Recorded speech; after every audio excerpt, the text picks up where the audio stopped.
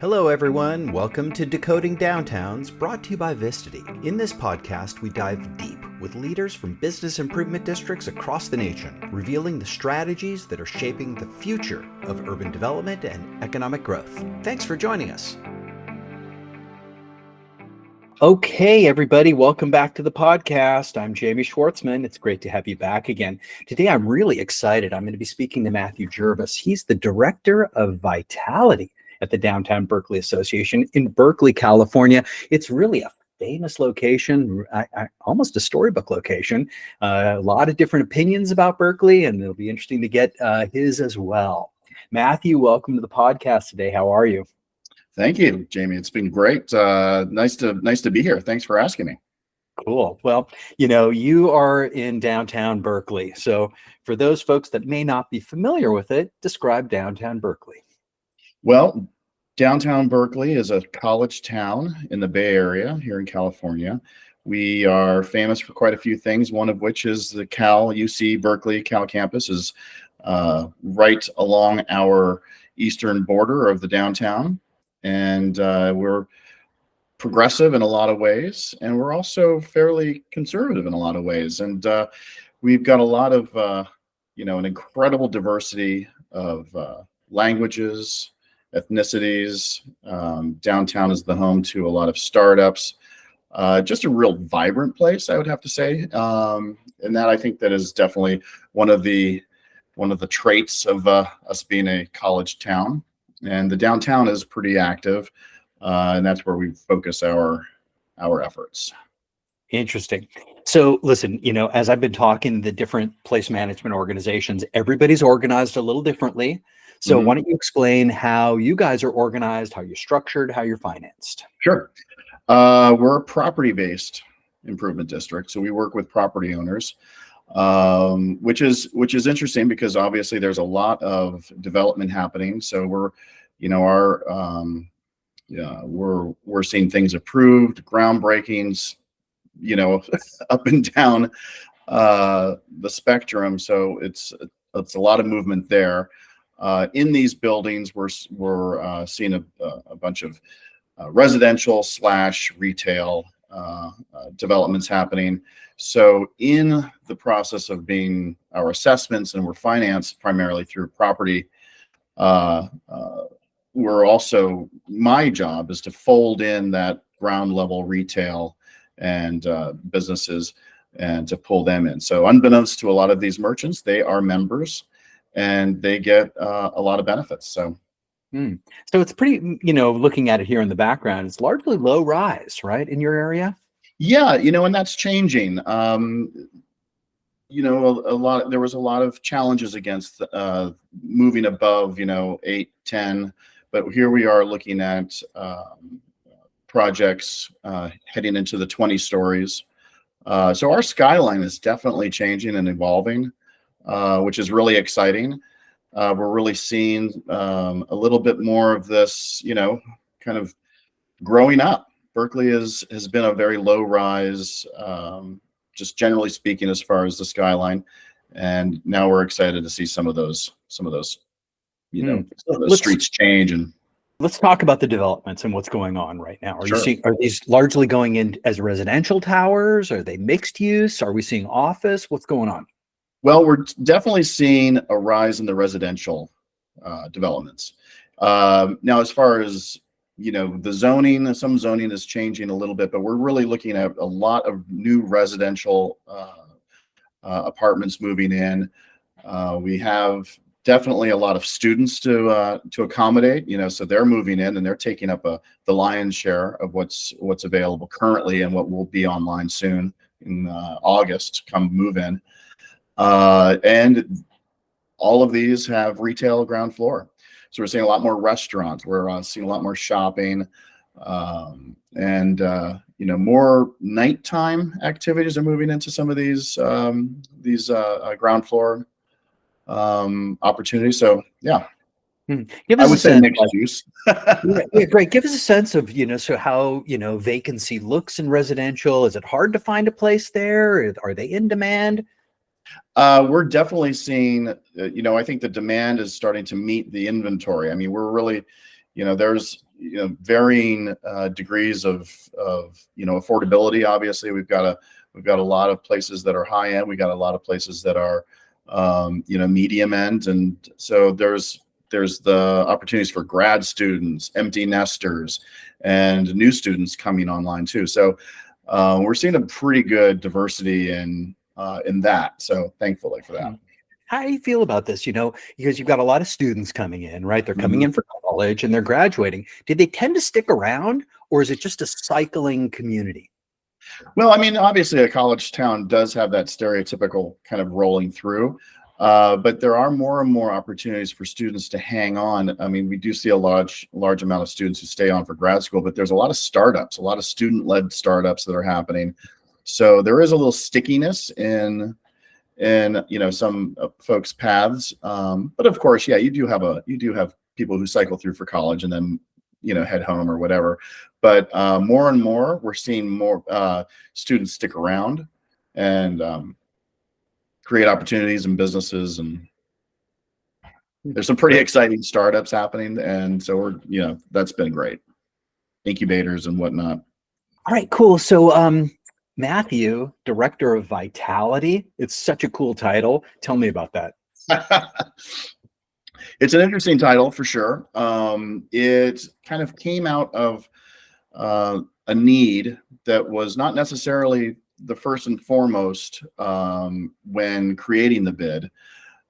We were roughly for a good, I guess 5 to 6 years, we were a clean and safe district.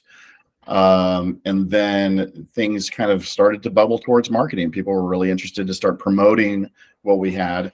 And they did the search, and I came out of the stack, and it is a little bit of a for Berkeley, it's new to have marketing and promotion.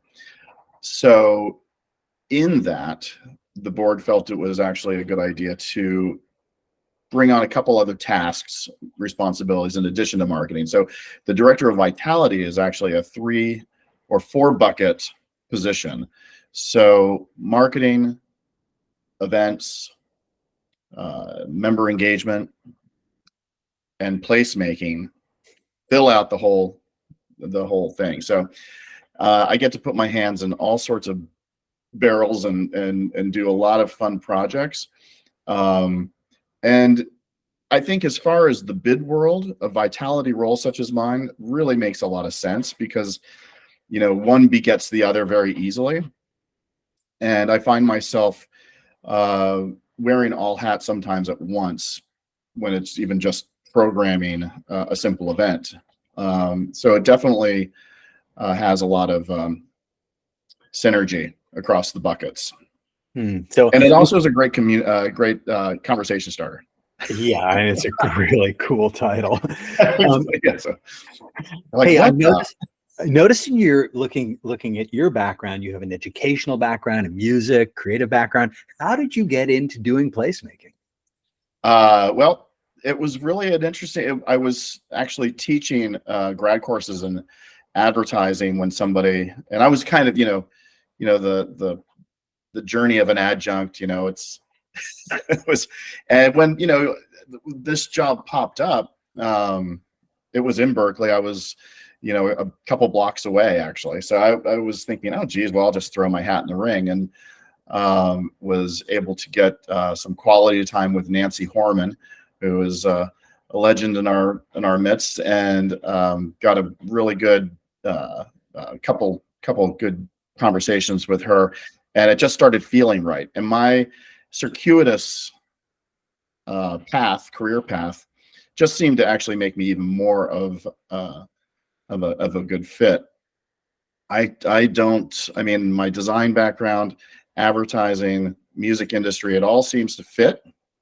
and it's not the kind of thing where you get a new job and you have to sort of, exchange to the Rolodex for a whole new group of connections. I've been able to utilize my my longtime Rolodex every day. So the design aspect, we do a lot of a lot of our own in-house advertising, posters.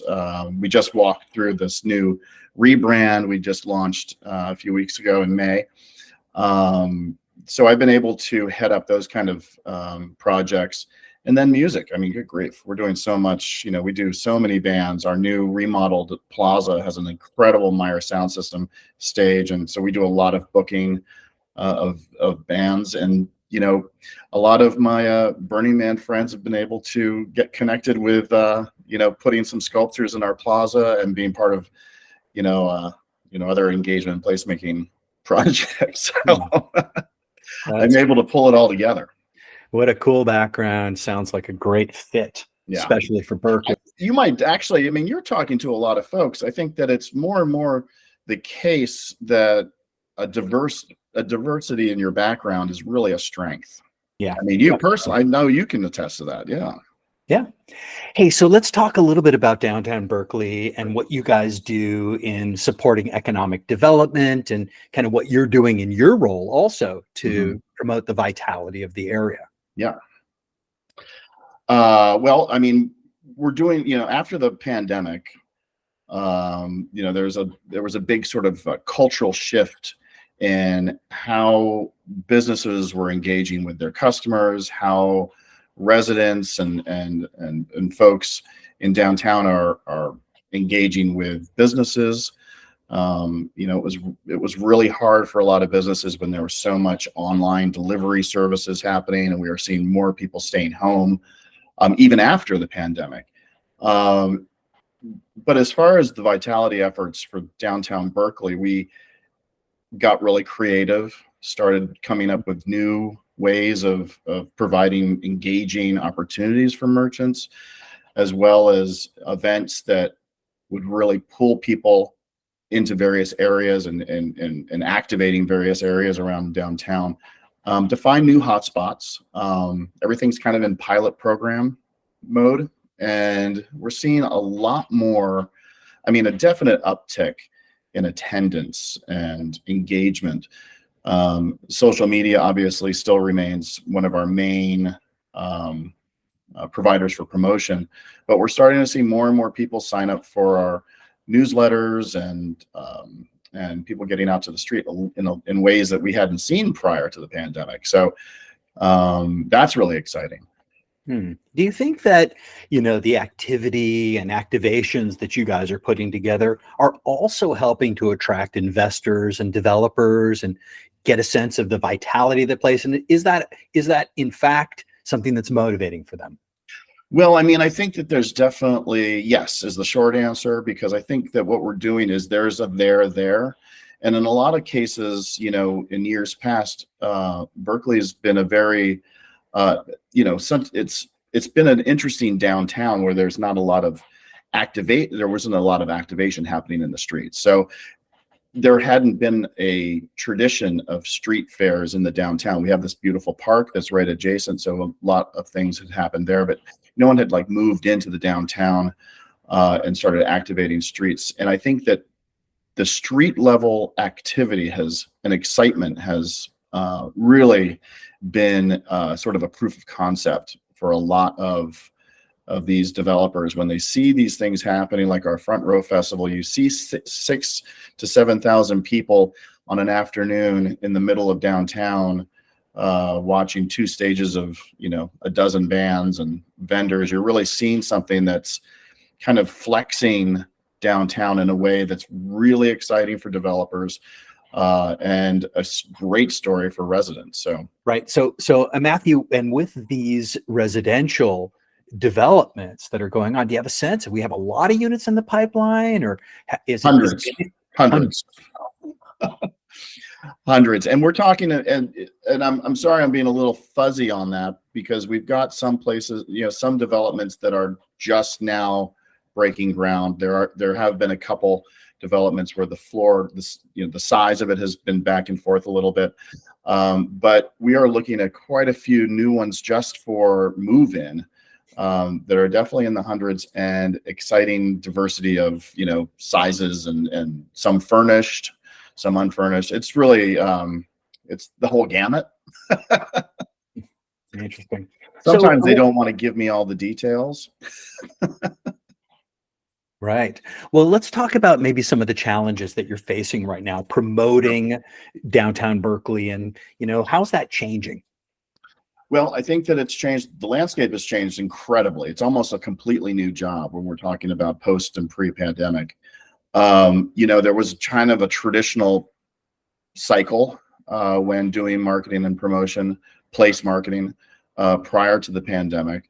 We got, jostled around, and now we're looking at people taking stock in their environments. Their the sort of theory of the third place. We had invested along with the city, an $8 million redo of our downtown plaza. Now, prior to the pandemic, it was an interesting space, but and we had a lot of plans and how to utilize it and how to activate it. But the rubber met the road when after the pandemic, people really looked to those outdoor places. So our job became a lot easier in some respects because people wanted to go out, people wanted to be together, people loved seeing how their downtown can flex and be activated in different ways. But that also came with its challenges as well. So trying to be creative and trying to engage our merchants in ways to be part of that, and bringing people, right now we're seeing a lot of restaurants who want to be out on the street vending and taking up these opportunities. We have an amazing Asian cultural festival. So communities who have not thought about or had been staffed to the degree that they could take advantage of some of these vending opportunities, you're walking them through the permitting process so that they can set themselves up for that. And that's been a challenge because all of a sudden we're seeing not only the applicants for a lot of these food permits, but also just the amount of events that are going on. I mean, we're talking like 300 to close to 400 events a year happening in Berkeley, which is more than our neighboring communities. So we're talking about just a glut. And the thing is, I don't see that glut going away because you would think that more and more events, people will be like, I'll do something else. I'll do something else. No, they're all well attended. Everything is going crazy. So it is challenge on the other side, where we're trying to beat the bushes to get people to come out. Now it's like, what's our next event? How soon can we get that one going? Interesting. Roller skating, let's bring it on every week,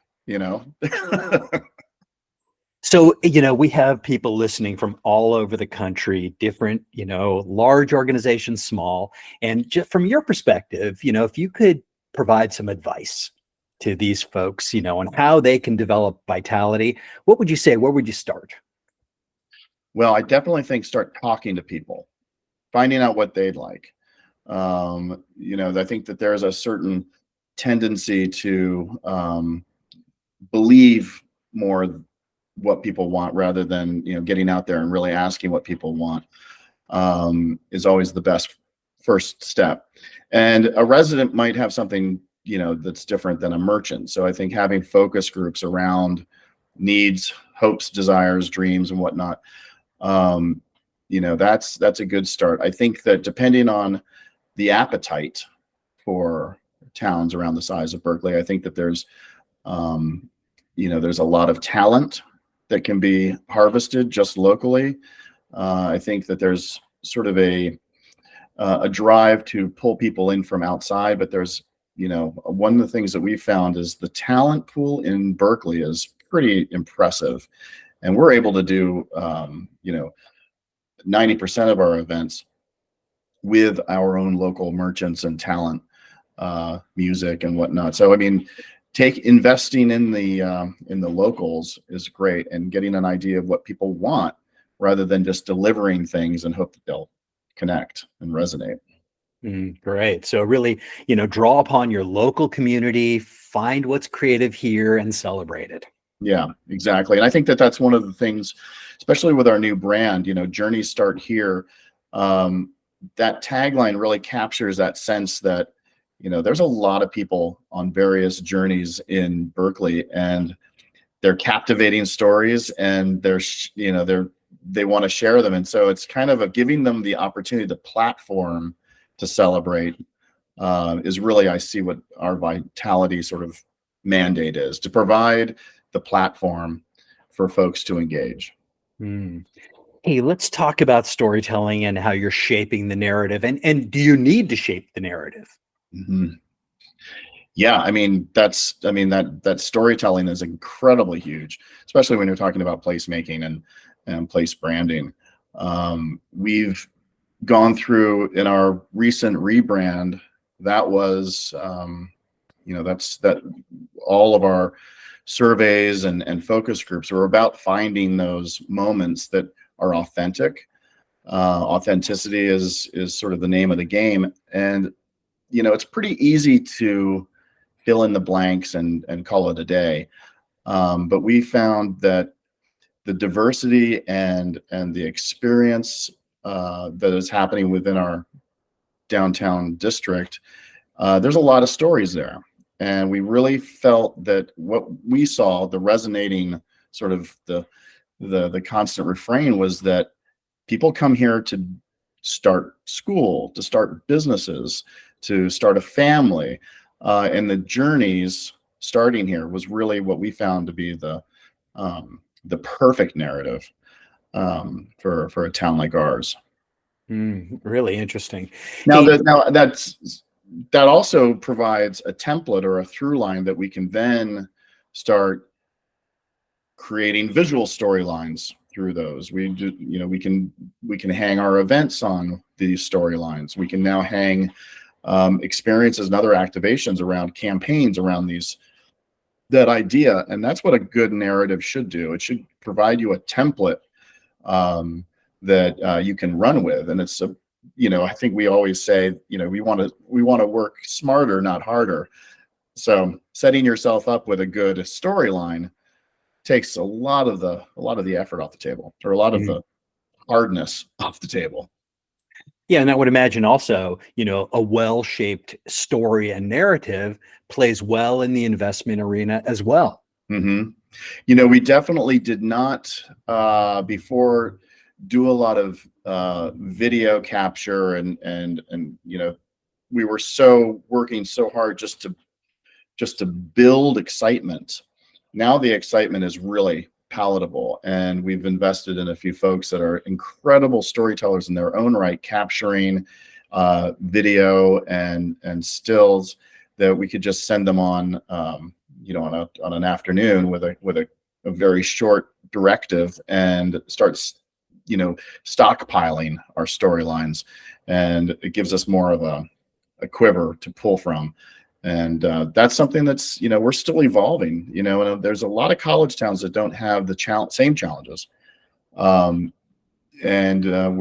we've flexed in a way that we're able to celebrate now with a whole slew of new content. So tell us a little bit about your web presence, data dashboards, visualization, anything in that area. Is that important to you guys? It is growing. Our website, I've always considered our website to be kind of a pickup truck. We use our website as a place to house information, but I don't see our website as a destination website. I see our website as a place where we can house and market pages out of. But we really have reached out. Placer AI has been incredibly useful for us to fill in the gaps. Our social media really takes the place of what our visual aspects of what one might look at for a website. Events.com. We've been, really pulling in,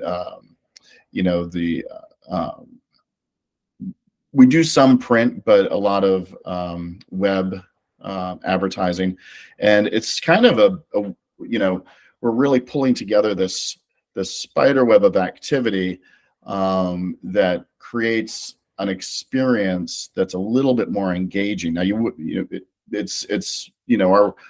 our website will be updated shortly with the rebrand, so it will pick up some of that. But I really find that there's a lot of resources out there that can give us what we need. And as far as data points, Placer has provided a deeper, exhaustive amount of data for us.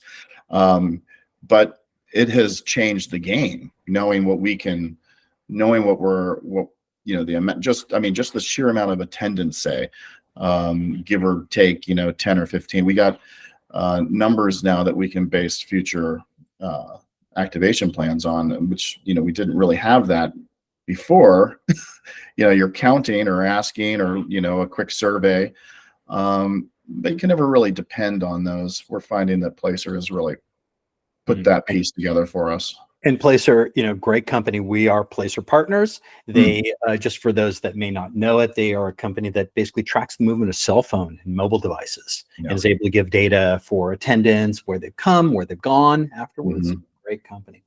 Yeah. Hey, Matthew, looking ahead for just this 1 year, imagine that it's now July 2025. What did you get done? What's on the table right now? What's hot for you?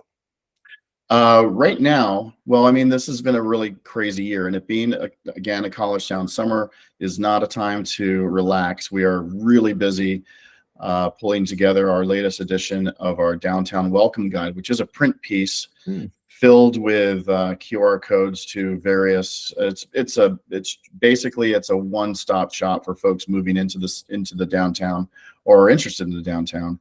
And that print piece gets distributed throughout the city. So we're in the midst of laying that out and getting it ready for our August release.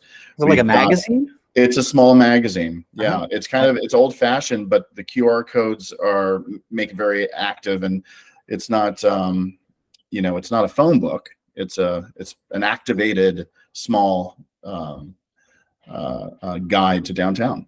We've got just with those QR codes. Yeah. Do you guys manage and issue and track those QRs, or do you get them from? We do.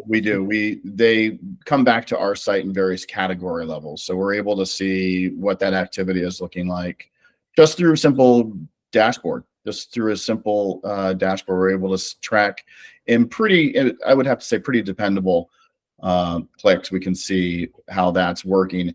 And it also, not only that, I think the real reason we decided to go with a format like that is people operate with their devices. People aren't they're not interested in street addresses. They want to see what it is, and they'll map it, and they'll head out. So it's a little bit more active in that way as a format. And as far as events go for the rest of this year, we've got our Front Row Music and Arts Festival that are happening downtown, which we've got a huge stage. We've got incredible list of talent, the Curtis family. We've got Barrio Manouche. We've got gypsy jazz. We've got traditional jazz. We've got chamber music. We've got funk. It's a really insane collection. This is our third year doing it. It's the first Saturday after move-in on Saturday, August 24th. We've got vendors, and so that's a pretty big effort right there. We've got our roller boogie happening in October, which we shut down a portion of downtown and open it up just for roller skating. Then our holiday programming. But up to this year, it's been great because we've been able to get this rebrand done, which was really just a good step forward in bringing together in sort of a cohesive story our downtown district. It's like I said, those 4 buckets I had mentioned earlier, we're shooting off on all cylinders. So so our summer is gonna go out with a bang, let's say. Terrific. So let's play make believe and pretend for a moment that you have been handed a magic wand. You've learned how to cast a spell that will transform things to promote the vitality of downtown Berkeley. Matthew Jervis, how would you use your magic wand? Wow. I would, I really would love to have more time to help develop more public art in the downtown. I think that really activates senses, and I also would love, and really the magic spell would be more time, because I feel like I'm involved in the right projects. I just wish I had more time to do more of them. One of the things I really love is historical plaques. I love celebrating. I think that that's part of our story, and part of the journey that has, landed a lot of folks here. So I love acknowledging historic areas and previous businesses. I think that, a magic wand would be, in addition to time, I think that being able to work with the city and helping to develop activation zones. That's definitely outside my my purview, but there's a lot of, incredible avenues and streets that are just so bucolic. I mean, they're just beautiful streets right here in downtown. And to, streamline the ability to activate them would be great. Cool. So more public art, more markers that mark the significance of places, and then more activations. Yeah, more activations. People want to go out. People really, finally we're showing that there's the ability to do that in downtown, and it's really becoming really popular. So we're excited about that. Great. Hey, before we wrap up, tell us how people can keep their, eyes on downtown Berkeley and you in personal. Oh, for sure. So you can always hit me up at LinkedIn, Matthew Jervis. That's the great for me personally. But there's also Downtown Berkeley on Instagram, I think is the most exciting way of seeing what's going on in downtown. That's DWN Berkeley. And, come by our website, downtownberkeley.com, and sign up for our newsletter that comes out twice a month. It's packed with offers and fun contests. We announce stuff that's going on in the city, policy-wise, community, new restaurants, shows. Obviously we're sort of lousy with incredible arts organizations. We got the Freight and Salvage, we got the Berkeley Rep, we've got the Berkeley Museum, we've got the UC Theater. There's so much going on that we had to put out a newsletter twice a month to even get it all out. So head over to downtownberkeley.com and sign up for the newsletter. Cool. Matthew Jervis, thank you so much for joining us today. It's been great speaking with you and learning about downtown Berkeley. To our listeners, thank you so much again for tuning in to Decoding Downtowns, and a big shout out and thanks to Vistity for supporting the podcast. Until next time, keep exploring and innovating in your district. Thank you for joining us today for Decoding Downtowns. If you've enjoyed our podcast, don't forget to subscribe to our YouTube channel. It's brought to you by Vistity, the leading geospatial visualization platform for data-driven decisions. Stay connected, stay informed, and let's continue to shape the future of our cities together. Until next time, I'm Jamie Schwartzman.